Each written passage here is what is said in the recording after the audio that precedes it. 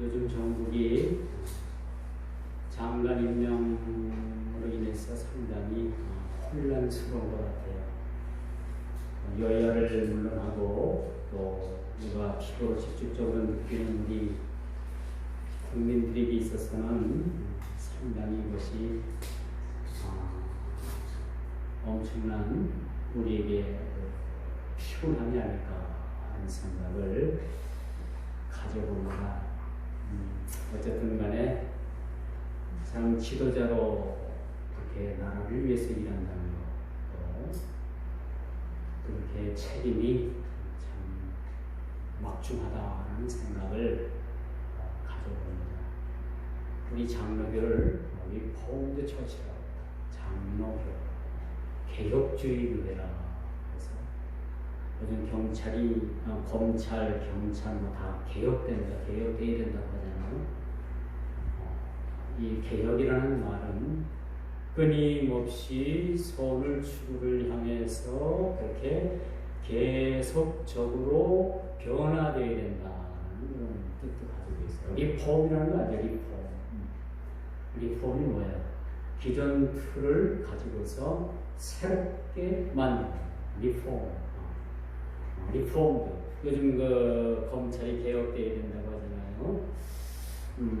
참 그런 걸 보면서 마땅히 우리 국민 피부에 와닿는 것은 그런 느낌이 들어요. 과연 이래가지고 검찰이 개혁될 수 있겠는가 그런 생각도 한번 가져봅니다. 진정 우리가 개혁되어지고 변화되어질 수 있는 것은 예수 그리스도 안에서밖에는 우리가 변화가 될 수밖에 없는 거예요. 여러분, 세상은 아무리 뜯어고치고 아무리 어떤 그런 포인트를 이렇게 변화시킨다 하더라도 변화될 수가 없어요. 오로지 변화되는 것은 그리스도 예수 안에서 우리가 예수를 믿게 되면 성령님의 작용에 의해서 우리는 변화돼요. 여러분, 세상도 이처럼 변화되었으면 좋겠다. 여러분, 세상이 참 우리 그리스도인들을 인해서 변화된 그리스도인들을 인해서 가득 찬다면 여러분 얼마나 행복한 세상이 될까 그런 생각을 저는 가져봐요.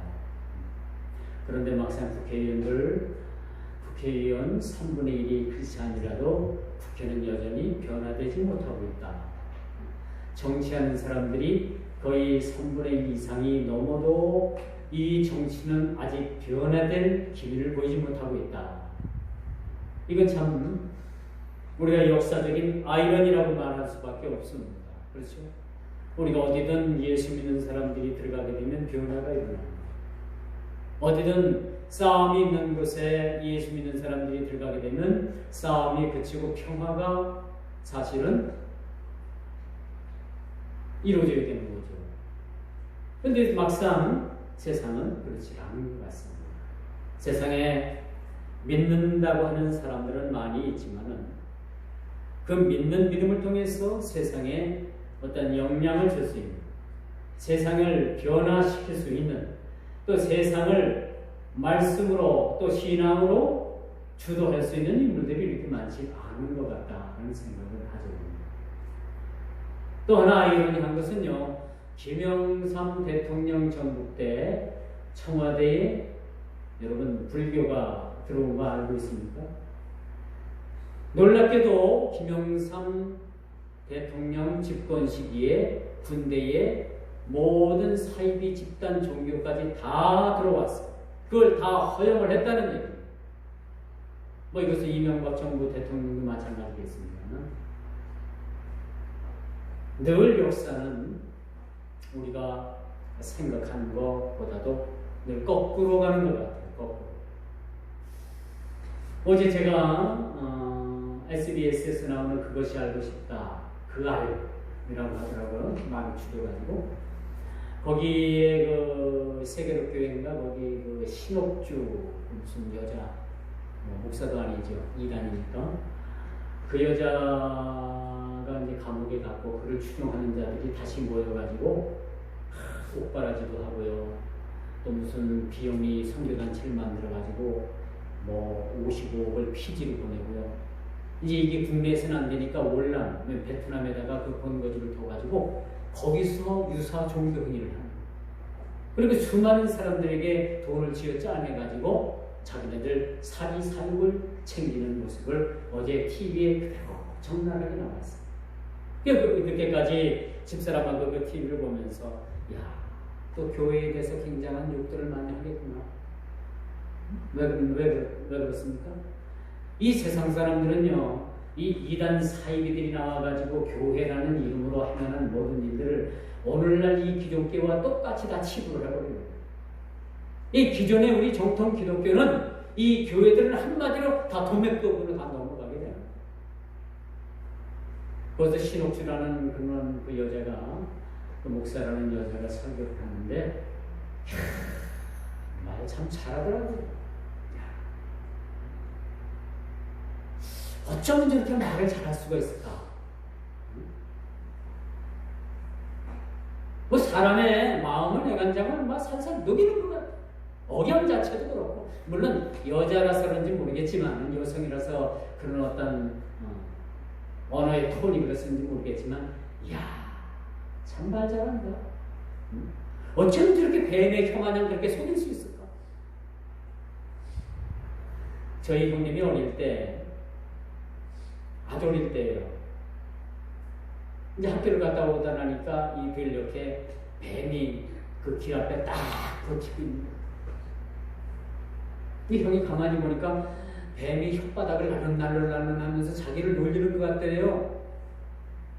근데 어린 나이임에도 불구하고 형님이 돌을 딱 들어가지고 왜 나를 약올리냐 해가지고 뱀을 향해서 탁 돌을 던졌는데 공교롭게도 뱀이 그 돌이 그 정수리를 때려가지고 그 자리에서 뱀이 맞아 죽은 거 아닙니까? 무슨 뱀인지 진짜 어려워서 뭐 무슨 뱀인지 모르겠지만은 참 큰일 날 뻔했죠. 뱀이 혀를 날름날름 해가지고 자기를 약올리는 것 같더래요. 그래가지고 돌을 집어가지고 한 방에 딱 때렸는데 그 돌에 뱀이 정수리가 맞아가지고 현장에서 뱀이 직사한 거예요. 이 형이 그런 말을 하더라고요. 그러면서 부모님이 이야, 그러거든 멀리 피해가지고 먼 길을 돌아서라도 응? 그 뱀을 상대하지 말고 지켜온다. 왜? 그 뱀을 어떻게다가 물리면 어떡합니까? 그렇죠. 단순하게 이 뱀이 혓바닥을 날려버리는 건요, 그 뱀은 혀로다가 이렇게 어떤 촉감을 느낀다고 해요. 그래서 환경, 또 습도, 그런 걸 느끼기 때문에 뱀의 혀가 이렇게 들락날락한다고. 우리가 볼 땐 뱀이 참 교활하다. 이 뱀의 혀를 가지고 우리가 그렇게 이야기합니다만, 어제 그 여자의 말을 딱 듣는 순간, 보는 순간, 저건 뱀의 혀다. 사람의 말이 아니라 뱀의 혀다. 그런 생각을 했죠. 그리고 그 여자가 하는 말을 제가 한 대목 여러분들께 들려드리겠습니다. 내가 여러분들에게 말씀을 전하기 위해서 몇 시간이고 몇 날이고 말씀을 뒤집고 성경 여러 곳을 찾고 원어를 보고 그렇게 해서 성경 말씀, 이 말씀을 여러분들에게 전하는데 여러분들이 성의 없이 들어? 응? 내가 이렇게 피를 쥐어짜고 그렇게 힘을 들여서 이렇게 준비한 것을 당신네들이 이렇게 성의 없이 들어? 나와! 하더니 탁 끌어내더니 뭐 개패도 패는 거예요. 개패. 이야, 이게 뭔가? 이게 뭐 하는 짓인가 말이야 도대체. 어디 본 분들 있으면 한번 아실 거예요. 그러면서 막 끌려 나오는 머리가 허연하고 지긋한 그런 어떤 할아버지가 그냥 뭐 뺨을 막 이리저리 때리는데 내가 놀랐어. 세상에 이런 일도 있구나. 개패듯 한다는 말 하면 안 되겠죠. 요즘 개도 잘못 건드리면요, 잘못 패면 어떻게 돼요? 동물보호법이라고 해가지고 자기네 집에서 키우는 자기 개라고 해도 개를 패면요, 동물학대면 이거 형사법에 걸려요. 동물학대법에 의해서 여러분 문제 생겨요. 제 말 내가 개패듯 한다는 말 취소. 어쨌거나 야, 이렇게 피는 걸 보고 참 저는 이게 뭔가 하는 생각이 이게 뭔가. 이 많은 사람들이 그걸 보고서 오늘날 이 기독교회, 우리 정통 기독교 교회들을 얼마나 핍박하고 얼마나 우리를 폄하할 겁니까?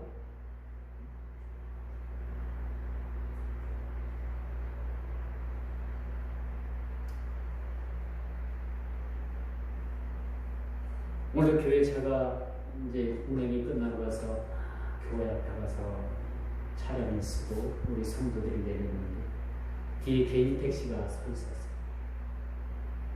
그 택시가 서 있으면 여러분들이 얼른 내려가서 얼른 문 닫고 얼른 피해줘야 되는데 그 도로를 다 점령을 하고 있으니까 택시기사가 화가 나요.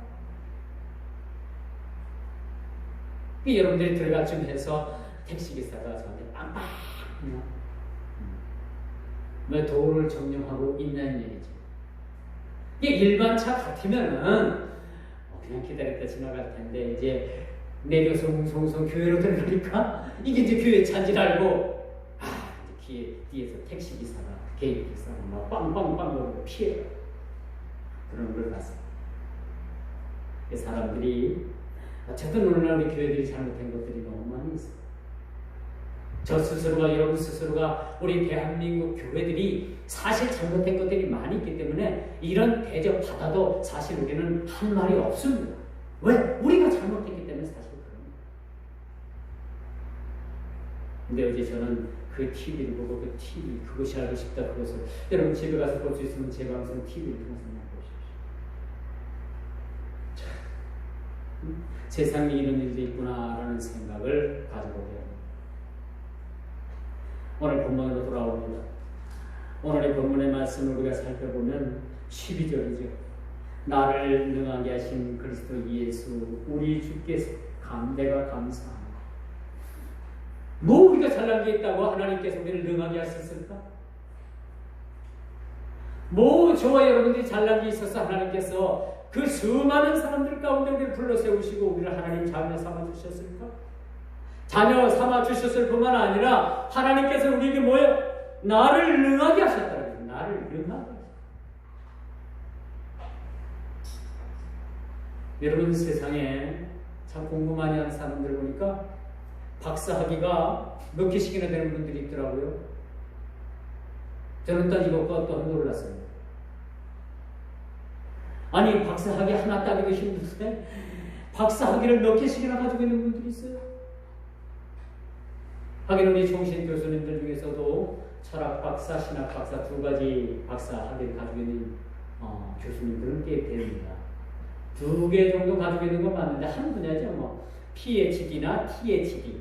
PhD는 철학 박사, THD는 신학 박사를 얘기합니다. 종신 강단에서 교수를 한다는 상당한 세계적인 권위가 있고요. 우리 종신이 여러분 세계적으로 아주 유명한 그런 신학교입니다. 거기서 강단에서 교수 생활을 하고 있는데 교수 하는 것만 해도 참 명예로운 얘기죠. 그런데 여러분 세상 사람들을 보니까요 박사학위를 3개, 4개씩 가지고 있는 분들도 있더라고. 놀랐어요. 이렇게 공부 많이 해서 뭘 할 건가? 그런데 여러분 보십시오.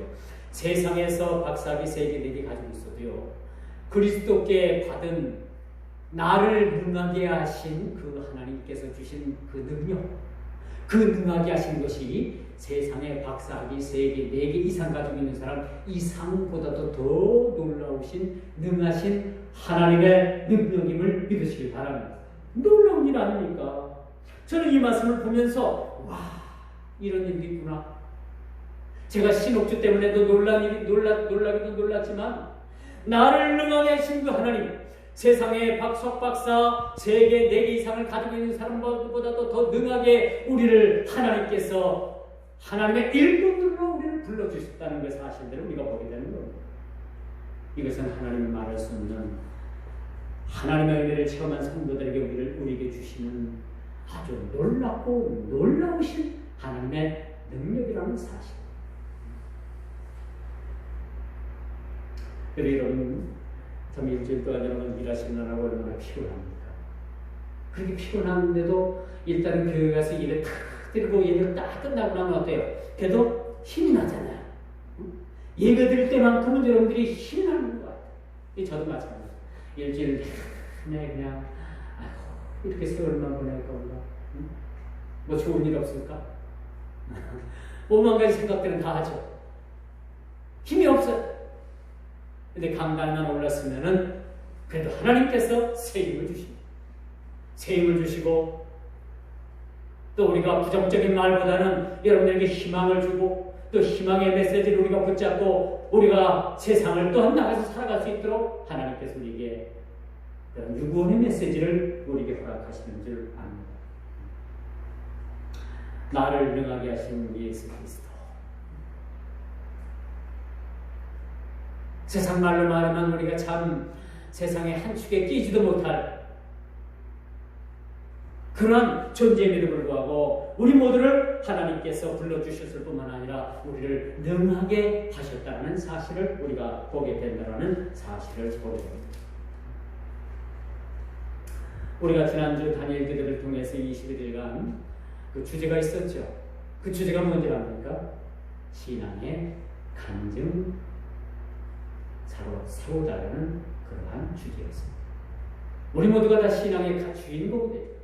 간증의 주인공이 되자라는 주제하러 우리가 21일간 기도한 적이 있었습니다.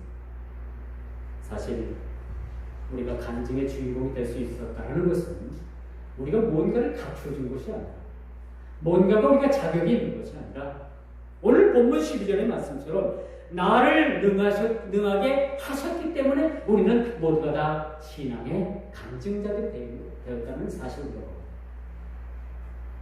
신앙의 간증자가 된다는 것은 참 의미 있는 일이라고 볼 수가 있겠죠. 그래서 찬송가 204장에 보니까 이것이 나의 간증이요 이것이 나의 찬송일세 나 사는 동안 끊임없이 구주를 찬송하리로다. 우리 능력은 어디서 옵니까? 예수 그리스도께로부터 우리가 주의 능력을 얻는 예수님의 제자들이 예수님께서 십자가 못 박아 죽으시게 되자 다 뿔뿔이 흩어졌습니다. 다시 고기 잡는 업으로 돌아갔고요. 다시 농사지러 갔고 다시 포도농사지러 갔고 다시 세금 걷는 자로 돌아갔고 다들 돌아갔어요. 그런데 예수님께서 부활하셔서 그들에게 성령을 부어주셨고 마가의 다락방에서 그들 12 제자들에게 성령을 11 제자들에게 성령을 부어주셨을 때 그들은 놀라우신 능력을 돌림으로써 세상을 복음으로 말미암아 완전히 개혁할 수가 있었다는 것. 놀라운 사실이죠. 그들이 성령 받기 전과 성령 받은 후에 그들의 삶은 완전히 달라질 수밖에 없었던 거예요. 어찌 보면 그들이 예수를 믿고 3년 동안이나 예수님을 따라다니고 그렇게 제자로서 삶을 살았지만은 모두가 다 뿔뿔이 흩어졌고 이제 모두가 볼 때 그들은 예수님은 제자들을 삼으셨을 때 실패했다라고 모든 사람들이 그렇게 이야기를 했습니다.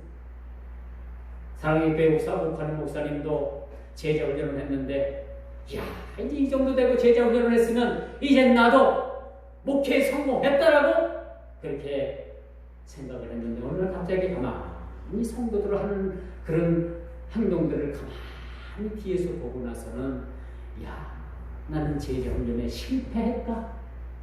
사람들이 변화된 게 없었다. 변화된 것 같았지만은 그 한 사람 한 사람을 놓고 볼 땐 변화된 사람이 없다라고 그렇게 시리에 빠진 적이 있다고 했습니다. 근데 오카는 목사님이 이제 하나님의 부르심을 받고 그가 제자 훈련을 통해서 많은 제자를 삼았던 그 제자들이 그 목사님의 그러한 제자 훈련에 동참했을 뿐만 아니라 그 뜻을 받들어서 지금은 대한민국의 가장 으뜸나는 지금은 대한민국의 제자 훈련을 통해서 가장 성공한 그런 롤모델의 교회가 됐다는 사실을 우리가 보게 되는 것입니다. 우리 사람은 실패한 것 같아도 여러분 잘 들어보세요. 우리 스스로는 우리 스스로가 실패한 것 같아도 하나님께서 하나님의 안목을 가지고 바라볼 때는 절대 하나님은 우리에게 실패를 안길 수가 없다는 거죠. 우리는 실패할 것 같아도 하나님은 실패하지 않습니다. 그런 시각으로 우리 하나님께서 우리를 바라보신다는 사실들을 우리가 보게 된다는 사실이죠. 다시 말씀드려서 자격도 안 되는 나를, 솔직히 말씀드립니다. 자격 없어요. 자격도 안 되는 우리 모두를 하나님께서 우리 모두를 능하게 하셨다. 능하게 하셨을 뿐만 아니라 우리 모두 한 개인을 신앙의 간증자로 우리를 모두를 다스려 오셨다는 사실들을 우리가 보게 됩니다. 여러분 한 사람 한 사람을 여러분이 다 단에 세워놓고 좀 간증 좀 하십시오 하면 간증 못할 사람 하나도 없어요. 여러분 한 사람 한 사람이 다 간증 한두 개씩은 다 가지고 있다는 얘기죠. 그렇죠? 그렇지 않겠습니까? 예수를 믿은 세월이 어느 정도인데 그렇죠? 예수를 믿고 예수를 체험한 그런 체험들이 얼마인데 여러분들에게 간증이 없겠습니까? 그래서 사도 바울도 이 사도권에 대해서 계속해서 그렇게 사도권의 당신 오수목사수 받아서 어디서 신학교 공부해서 어느 교사한테 배웠습니다. 끊임없이 이 사도 바울에 대해서 사도 바울의 사도권의 이 정통성에 대해서요 끊임없이 공격을 합니다. 이렇게 사도 바울이 뭐라고 말해요? 나 건드리지 마라. 나 건드리지 마라. 내 몸에는 예수의 흔적이 있어. 그 말 한마디에 사도권에 대한 언쟁이 있어. 저는 이번 장관 임명도 그랬으면 좋겠어요. 단 하나가 꽉 나와가지고 더 이상 왈가불가하지 않고 서로가 제가 이렇게 봤으면 좋겠다 그런 생각이 좀 듭니다. 너무 이것이 참 국력이 너무 엉뚱한 것으로 이게 소비가 되니까 참 이 국민의 피로도가 이게 말도 못합니다. 누가 잘했던 잘못했던 수사를 해서 죄가 드러나면 마땅히 뭐예요? 죄값을 받아야 되고 너무 죄가 커가지고 물론 장관이 직접적인 연관이 없다 하더라도 도의적인 책임이라는 게 있는 거예요. 가족은 한 몸이니까. 그렇죠? 여러분 전 정권인 그 박근혜 대통령하고 최순실이라고 피도 한 방울 안 섞였는데 경제 공동체니 무슨 공동체 가지고 하나로 더 엮어가지고 집어넣었잖아요. 근데 가족은 어때요? 가족은 여러분요, 가족은 따로 따를 수가 없어요. 저 집사람하고 아들이 앉아있지만은 여러분 이 가족은 내 혼자 따로 여러분들 한 번도 생각한 적이 없죠. 여러분들도 마찬가지일 거예요. 가족은 하나입니다. 한 몸이에요. 한 공동체인 거예요. 만약에 아내가 잘못했으면 내 잘못인 거예요. 내가 잘못했으면 아내가 잘못된 거예요. 그렇게 공동적인 책임을 질 수밖에 없는, 이건 저 생각이지 또 여러분과 생각에 다를 수가 있어요. 이것을 제가 주장하는 건 아니고 제 생각은 이렇다라는 생각을 여러분에게 말씀드립니다. 이게 제 말씀이 꼭 맞는 말씀은 아니에요. 여러분이 얼마든지 다르게 생각할 수도 있어요. 그렇기 때문에 저는 그런 생각을 가지고 있다 생각을 합니다. 참 이렇게 자격도 안 되는 나와 저와 여러분들을 이렇게 부르셨을 뿐만 아니라 하나님께서 강력한 능력을 주십니다. 여러분 스스로가 여러분 받은 능력을 여러분 인정하지 않기 때문에 그렇지, 여러분 예수를 믿는다는 게 어떤 겁니까? 예수를 믿는다는 사실이 어떤 거예요? 이거 아무나 예수 믿는 게 아니라는 얘기입니다. 이미 여러분들 예수를 믿고 구원을 받았고 이제는 하나님의 백성으로서 이제는 여러분 뭐예요? 세상에 썩을 것을 취하기 위해서 사는 존재들이 아니라 하나님 나라의 신령한 것들을 위해서 여러분들이 사는 존재들이 아닙니까? 이제는 여러분들이 차원이, 여러분 뭐 세상에 4차원 얘기를 하는데 여러분 5차원, 6차원을 사는 사람들이 여러분 그렇죠? 이렇게 대단한 존재임을 우리가 이 시간도 깨달아야 된다는 거죠. 오늘 본문을 보면서 그런 생각을 해요. 참 은혜로밖에 표현할 수밖에 없는 거죠. 어떻게 우리를 불러주신 것까지는 이제는 알겠는데 부르셨을 뿐만 아니라 우리에게 그런 강력한 하나님의 능력을 주셨을까? 나를 능하게 하신 예수 그리스도, 그 우리 주께 내가 감사하면 나를 충성되게 여겼다고 했어요. 우리가 그 주님 앞에 충성한 게 뭐가 있어요? 그렇죠? 그래요? 뭐 물론 있기도 있겠지만은 우리가 얼마나 충성했길래 하나님께서 우리를 이렇게 충성된 자로 여겨주십니까? 물론 따보면 우리가 뭐 주님 앞에 충성한 게 뭐가 있어요? 저부터도 그래요. 그런데 우리 주님께서는요, 부르셨을 뿐만 아니라 능력 주시고 우리에게 충성된 자로 여기시겠다고 말씀해 주시는 거예요. 충성된 자로 여기시겠다. 나를 충성되이 여겼다. 이건 나의 관점이 아니에요. 내가 주님 앞에 충성했다가 아니라 주님께서 내가 충성하지 못했음에도 불구하고 주님은 나를 충성된 자로 여겨주셨다. 참 중요한 내용이라고 말씀드릴 수가 있겠죠. 근데 주님은요, 우리 허물을 깎아갖고 팔아야, 목사 팔아. 너희들 갖고 네가 목사냐? 응? 자꾸 이 치유를 드러내기보다는 우리 주님은 모든 걸 다 덮어주시길 원하시는 거예요. 주님 우리 모든 허물을 다 까발려가지고 모든 사람 앞에서 창피주고 그러시는 주님이 아니라 모든 허물을 덮으시는 주님이신 줄 믿으시길 바랍니다. 그러면 우리도 모두 마찬가지예요. 우리도 나 아닌 다른 사람들, 여러분 저를 보고 제가 여러분을 볼 때 여러분 허물이 드러날 때 그 허물을 막 까발려고 저런 사람이었어, 못된 사람이구만, 이중인격자구만, 그런 말이 아니라 그런 허물이 보여줄 때 서로 덮어주고 서로 묵인해주고, 이게 주님의 마음인 거예요. 주님. 근데 오늘날 세상은 그렇지 않잖아요. 뭐 세상 사람들은 그렇다고 하더라도 오늘날 교회 안에서도 마찬가지잖아요. 난 담장이 드러나고 어떤 일들이 드러나면 그거 갖고 막 물어지고, 이거 갖고 안 되니까 막 사회 법정까지 나가가지고 죽이네 살리네. 이야, 오늘 우리 백사의 총회가 어쨌든 세상 법정으로 가면은 불이익을 주겠다 하고 다짐을 했어요. 제가 월요일부터 수요일까지 수업을 가야 됩니다.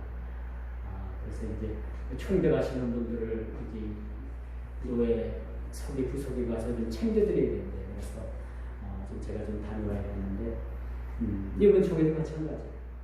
이제 서로 허물을 덮어주고, 우리가 세상 법적으로 가기 전에 가는 그 문제를 가지고 그게 옳든 그르든 불이익을 주겠다.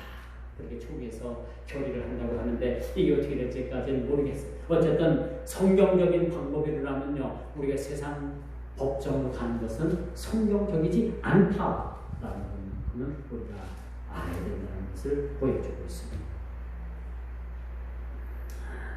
그러므로 여러분, 우리가 참으로 아무런 12절 말씀을 보면요, 이걸 직역하면요, 아무런 자격도 없고 죽어마땅한 나를 예수 그리스도 말미암아 죽음에서 살리셨다라는 그런 고백이에요.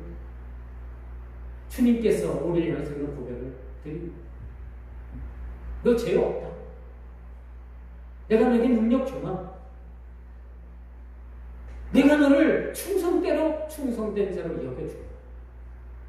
이런 성경을 보면 가장 하나님께 충성한 하나님의 선지자가 누구라고 생각해요? 누구예요? 하나님 앞에 인정받았잖아요. 모세예요. 모세. 근데 모세도 여러분 흠이 얼마나 많은 사람인지, 40대 혈기방장 해가지고 그 에집트에서 왕국에서 쫓겨나서 40년간 방황하면서 유리하면서 그렇게 나는 다 됐다, 내 인생 끝났다 라고 했을 때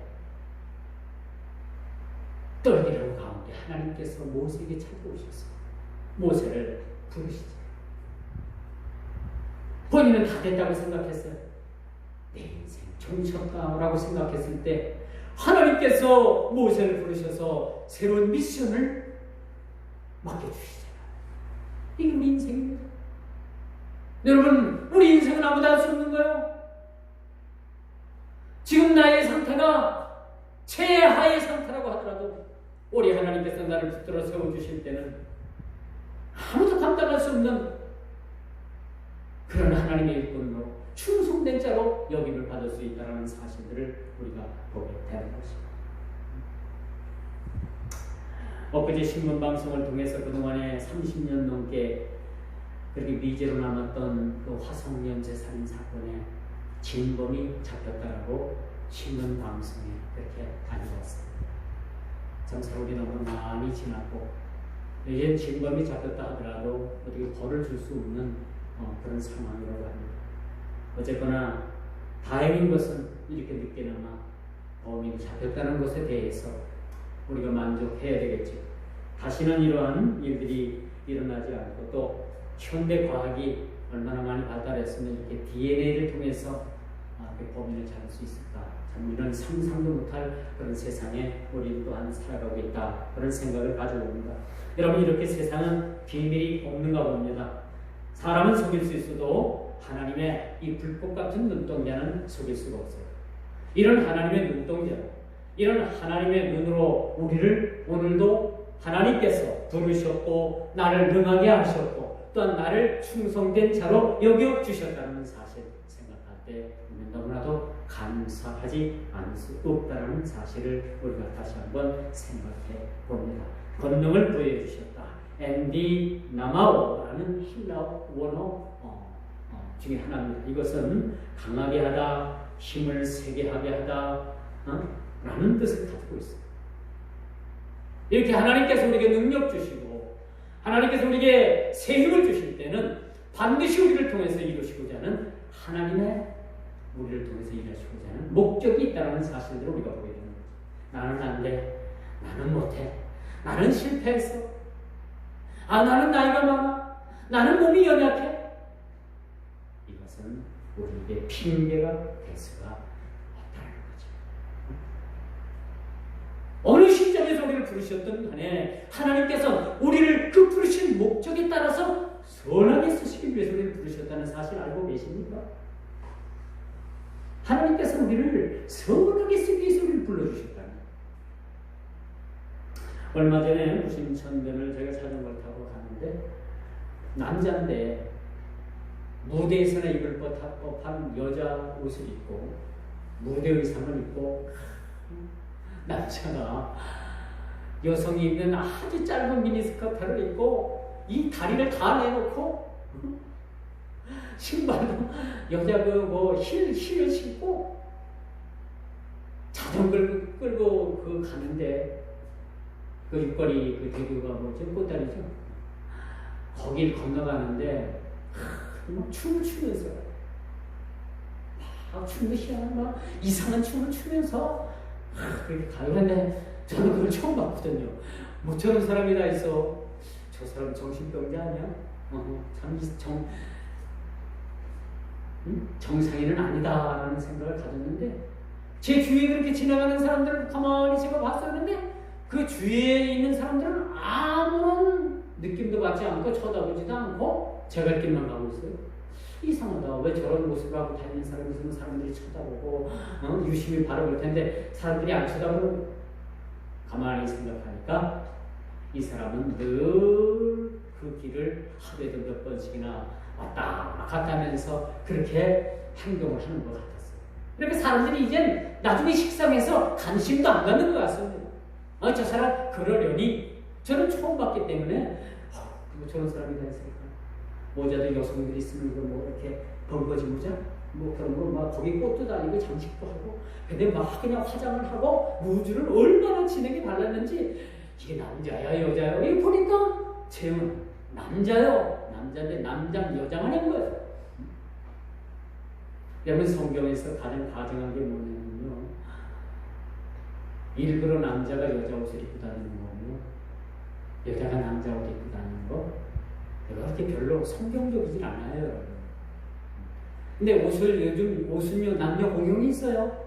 뭐 우리 권사님 잘 아시겠지만 그런 건 무난하겠지만은 남자가 여자로서 화려한 옷을 입고 그냥 이상한 짓을 하면 이건 보통 사람은 정신적으로 조금 문제가 있지 않겠나 하는 생각을 우리 가져봅니다. 이야기가 좀 이렇게 흘러서 좀 죄송합니다만 여러분 우리가 사실 이렇게 세상은 알 수 없는 그런 시행착오를 많이 겪고 있는 왜 우리를 불러주셨을까? 왜 우리를 불러주셨을 뿐만 아니라 이제 능하게 하셨을까? 이 삐뚤어진 세상, 거꾸러진 세상, 이 삐딱한 세상 우리를 통해서 바로잡길 원하시는 하나님의 뜻이 있다는 거죠. 그래서 여러분 어딜 가든 직장을 가든 뭐 개인 사업장을 가든 어떤 일을 하든 여러분들이 그 세상 속에 들어가서 어떻게 되는 거야? 여러분들의 모습을 통해서 세상 사람들이 여러분들의 모습을 통해서 우리가 잘못 살았구나. 우리가 삐뚤어졌구나. 우리가 이것이 뭔가가 이게 시행착오를 겪고 있구나라는 것을 우리를 통해서 보여주도록 여러분들이 능력 있는 삶, 충성되이 여겨지는 삶을 여러분들이 살아야 된다는 것을 말씀드릴 수가 있는 거예요. 오늘 디모데 목사가 목회하고 있는 이 에베소 교회에 왜 사도 바울이 이런 말씀을 주실 수밖에 없을까? 왜 사도 바울의 입술을 통해서 왜 에베소 교회에 이런 메시지가 던져질 수밖에 없었을까라는 것을 우리가 보게 되는 거예요. 예수를 믿으면서도 여전히 그런 낙오적인 그런 삶, 또 염세주의적인 그런 삶을 사는 사람들에게, 예수를 믿어도 여전히 그런 능력을 가지고 있음에도 불구하고 능력을 부인하는 자들에게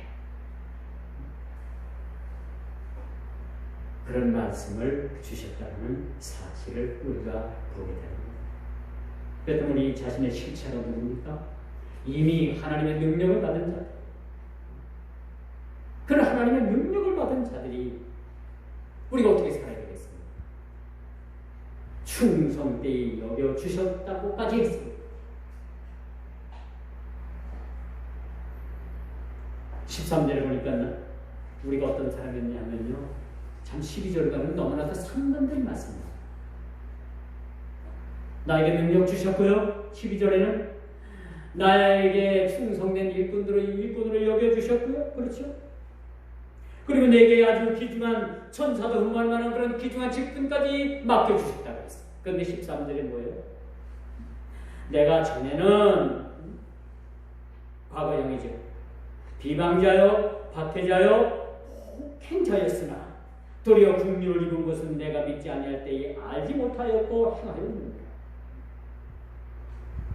전에는 내가 어떤 사람이었어요? 로마서 1장 29절에 보니까 전에는 내가 비방하는 자였고 수군수군하는 자였고 곧 불의, 추악, 탐욕, 악의가 가득했고 시기, 분쟁, 사기, 악독 이런 것들이 가득한 자였다라는 것을 사도 바울이 자기 자신에 대해서 그런 자기 고백을 하고 있습니다. 로마서 1장 29절에 그렇게 말합니다. 전에는 내가 이랬던 사람이었어요. 그런데 하나님께서 나를 능하게 하셨고 나를 충성된 자로 여겨주셨고 나에게 천사보다도 흠모한 천사도 흠모할 만한 귀한 하나님의 직분을 주셨다는 것을 그렇게 고백하고 있다. 우리 모두도 다 마찬가지. 전에는 우리 모두가 다 불의한 사람이었어요. 저부터도 마찬가지죠. 추악했어요, 탐욕했어요, 악의가 가득했어요, 시기했어요, 분쟁했어요, 사기쳤어요, 악독이 가득했다라는 얘기입니다. 이런 자였다는 것을 잘 알아야 됩니다. 전에는 이뿐만입니까? 내가 그리스도를 핍박했고 욕되게 했고 내가 이제는 주님께 충성된 일꾼으로 세워졌다는 걸 사실. 예수를 알기 전에는 예수를 핍박하는 자였다는 사실들을 우리 모두가 알게 되는 거죠. 이제 한 발 더 나가 15절 바울은 디모데에게 그런 고백을 합니다. 이건 하나님께 하는 고백과도 마찬가지야. 나는 죄인 중에 죄인의 괴수라. 나는 죄인 중에 내가 괴수라. 예수를 믿고 보니까 내가 죄인 중에 죄인인 거다. 우리가 구원에서는 9가지 중에서 몇 번째입니까? 3번째죠. 소명을 받고 중생을 하게 되고 회심하고 내가 전에는 내 잘나면서 살았는데 이제 깊은 신앙 가운데 주님을 만나고 보니까 내가 죄인임을 깨닫게 돼요. 죄인? 그렇죠? 주님을 깊이 만나 주님과 교제해 보니까 내가 죄인임을 깨닫게 돼요. 아직도 여러분 스스로가 나는 의인이다. 나는 예수 안 믿어도 난 좋은 데 갈 수 있고 천국 갈 수 있다. 라고 생각한다면 아직도 인격적으로 예수님을 깊이 만나지 못합니다. 예수님을 깊이 만나면 만날수록요 내 자신이 죄인임이 깊이 깨달아졌어요. 15절 말씀, 이런 말씀은 15절. 미쁘다 모든 사람이 받을 만한 이 말이요. 그리스도 예수께서 임하셨다 하였도다. 죄인 중에 내가 결순이라. 바울의 고백입니다. 바울의 고백. 이 사도 바울의 고백이 저와 여러분들의 고백이 되어야 되는 거예요. 적어도 예수를 믿고 예수를 깊이 만났다라면 이제 전에는 내가 괴수 죄인들의 무리에 속해 있었고 또 내가 역사적으로 첫 번째 괴수이라는 것을 내가 자인하게 되고 또 내가 가장 나쁜 죄인임을 고백하는 그런 내가 죄인 중에 괴수라는 사실을 고백하게 되는 것입니다. 중요한 사실이 있어요. 주님을 주로 고백하는 믿음이 생기면 내 자신이 죄인임을 깨닫게 돼요. 내 자신이 죄인. 이 말씀의 결론을 맺습니다. 주께서는 오래 참으시사 내가 국률하심을 얻었고 후에 주를 믿어 영생을 얻는 자들의 본이 되게 하셨다라고 이렇게 말씀합니다. 내가 예수를 알기 전에, 내가 예수를 알기 이전에 주님께서는 나를 알아보시고 나를 붙드시고 나를 자녀 삼아 주셨을 뿐만 아니라 영생을 주셨다는. 이건 과거의 시제이기도 하지만 현재 시대, 미래 시대까지 통시적 개념으로 우리가 이해할 수가 있다는 거죠. 이렇게 요동하지 않는 굳건한 반석 위에 신앙의 근거를 두므로 우리가 구원을 얻게 될 것입니다. 구원은 여러분 의심할 수 없는 우리에게 하나님께서 주시는 선물입니다.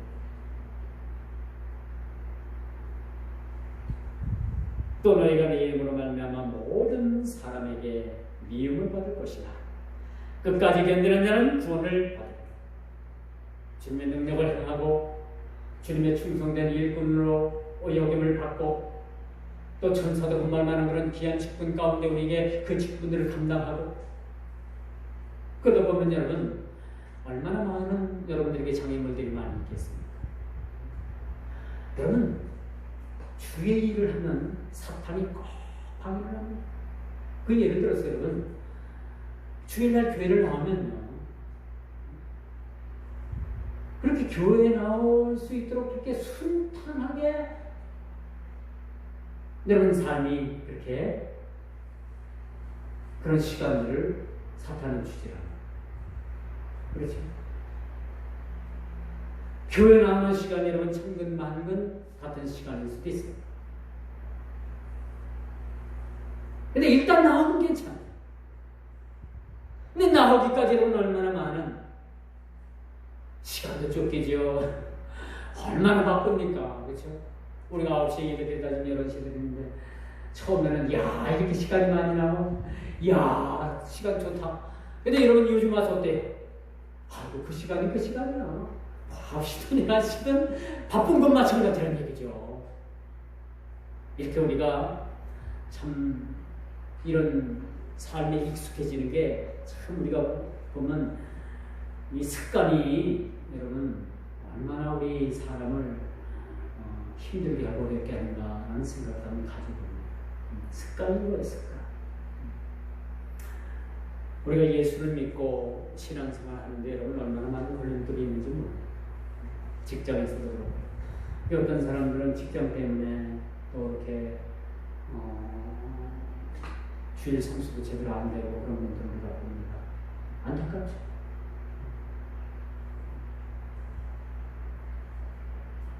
또 어떤 분들은 좋은 직장에 나왔음에도 불구하고 하여튼 크리스찬이라는 그런 이름 때문에 그 직장을 포기하는 분들도 있는 거죠. 그러나 하나님께서는 이 현세에서 우리들에게 보상하지 않는 것은 반드시 내세에서 보상하십니다. 여러분 때에 심은 것들이 여러분 때의 열매를 못 맺으면 여러분 자식 때에 가서 그 열매를 맺게 돼요. 이게 분명한 사실. 그렇기 때문에 여러분들이 실망하고 낙망할 필요 없어요.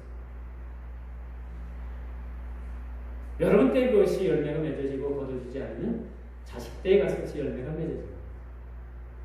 이건 성경적입니다. 극히 성경적인 사실들을 우리가 보게 됩니다. 그럼 우리가 주 안에서 능력받고 또 충성 때의 여김을 받고 천사들도 흠모할 만한 그런 직분을 받은 분들에게 있어서 참으로 온전하신 주님 앞에 우리 모두가 받은 대로 하는 열심을 다할 수 있는 우리 모두가 다 되기를 주님의 이름으로 축원하면서 말씀을 듣도록 하겠습니다. 기도합니다.